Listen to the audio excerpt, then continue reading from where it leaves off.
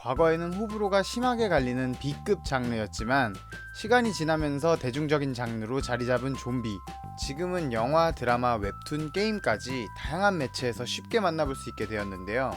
이번 영상들은 그 다양한 매체의 좀비 장르에서 쉽게 볼 수 있는 설정들, 즉 클리셰들 중에 우리를 암 걸리게 하는 클리셰들을 모아봤습니다. 전형적으로 관객들에게 절망을 주는 클리셰 중에 하나입니다. 작중에서 극한 상황에 처해진 사람들에게 가장 많이 보여지는 성향은 이기심입니다. 그러한 극한 상황이기 때문에 다른 사람들과는 다르게 타인을 돕는 이들은 더욱 빛나기 마련인데요. 이 잔인한 작가들은 그런 선한 캐릭터들을 죽입니다.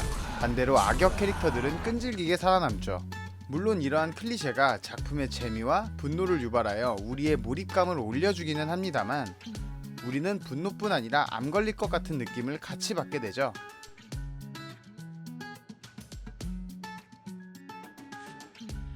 대부분의 좀비물에서는 인류가 거의 멸종 위기 상태이기 때문에 같이 살아남은 가족과 동료들의 소중함이 정말 극에 달해 있을 텐데요. 작품 내에서도 악마 같은 작가들이 동료애와 가족애를 강조해서 보여주다가 그들을 희생시켜 버립니다.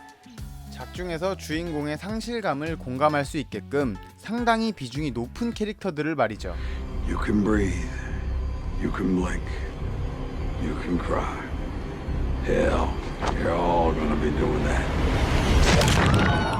영화 나는 전설이다에서도 주인공 네비를 제외한 모든 인간들이 감염된 상태에서 감염체가 판 함정에 빠진 네비를 구하기 위해 애완견인 샘이 감염된 개들에게 물려서 변하게 되고 네빌은 그동안 유일한 가족이었던 애완견 샘을 자기 손으로 죽이게 됩니다.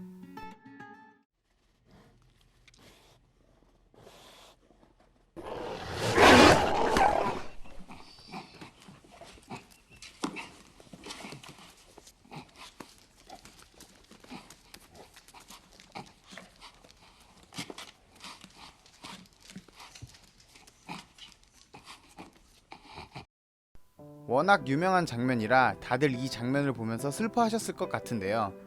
짜증나고 답답한 클리셰는 아니지만 감정을 자극하여 독자들을 슬프게 하는 클리셰로 좀비물에서 거의 무조건 등장하는 클리셰입니다. 공통적으로 좀비물에서는 좀비 바이러스가 발생하거나 좀비 사태가 일어나게 되면 정부나 관련 기관이 패닉을 막기 위해 사태를 숨기거나 은폐하려는 모습들과 사태를 해결하지 못하는 무능력한 모습들을 많이 보여줍니다.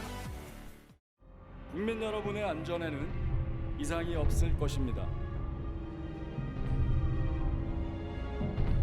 사실 좀비물에서 가장 쉽게 찾아볼 수 있는 클리셰이며 만약 정부가 좀비 사태를 사전에 미리 알아채고 방지했으며 대처를 똑바로 해서 비상사태가 일어나지 않았다면 장르의 특성상 스토리가 이어질 수가 없겠죠.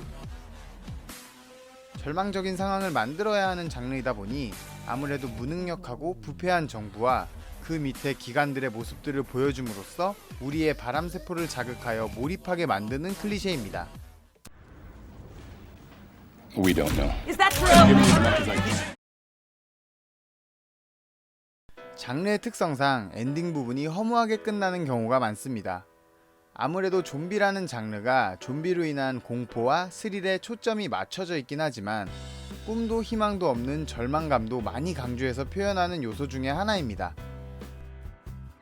오랫동안 좀비 영화가 B급 장르 취급을 받아왔었는데 사실 그 제일 큰 이유 중 하나가 허무한 결말 때문도 있습니다. 절망적인 상황을 만들어 놓고 다 죽고 끝나는 그런 전형적인 허무한 좀비 영화의 결말 때문에 말이죠. 단순하게 좀비를 피해서 도망치며 생존하기에 바쁜 좀비 영화와 주인공이 정부나 세계기구를 도와 세상을 구하려고 하는 좀비 영화, 두 가지 방향으로 나뉘게 됩니다. 과거에는 전자의 모습을 많이 보여줬었습니다. 단순히 목표 없이 도망치기만 하면 영화 본연의 스릴과 긴장감은 강조할 수 있지만 결말 부분이 되게 허무하게 끝나서 마무리가 좀 아쉬운 영화들이 많이 있었죠. 하지만 최근에 들어서 나오는 좀비 영화의 추세는 그냥 도망치기만 하던 과거보다는 원인을 찾으려는 주인공의 노력과 과정을 보며 몰입하고 마침내 사태를 해결하는 짜임새로 많이 바뀌었습니다.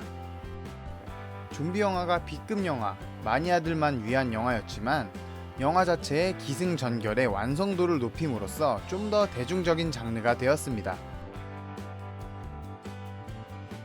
인류 멸망 이후의 스토리를 포스트 아포칼립스 장르라고 합니다.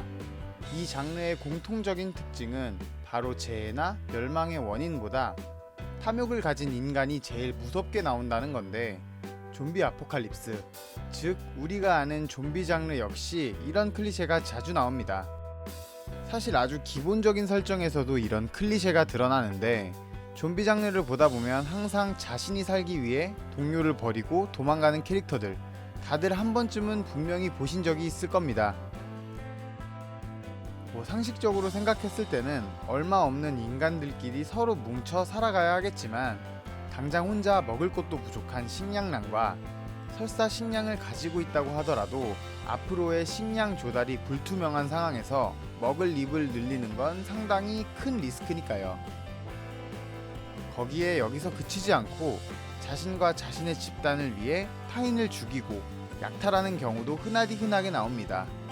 또 목적이 있어서 사람을 죽이면 다행이다 싶을 정도로 좀비나 사람을 아무 이유 없이 죽이고 괴롭히는 사이코패스들도 나옵니다. 좀비보다 더 괴물 같은 무차별적으로 살인을 저지르는 인간들은 작품 내에서 좀비보다 우리에게 더 큰 충격과 공포를 안겨줍니다.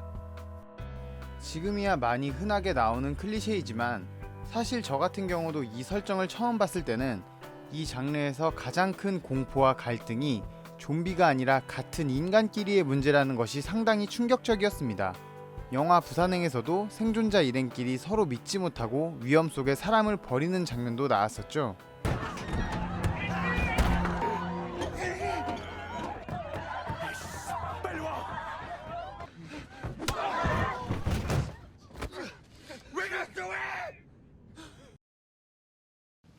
Go.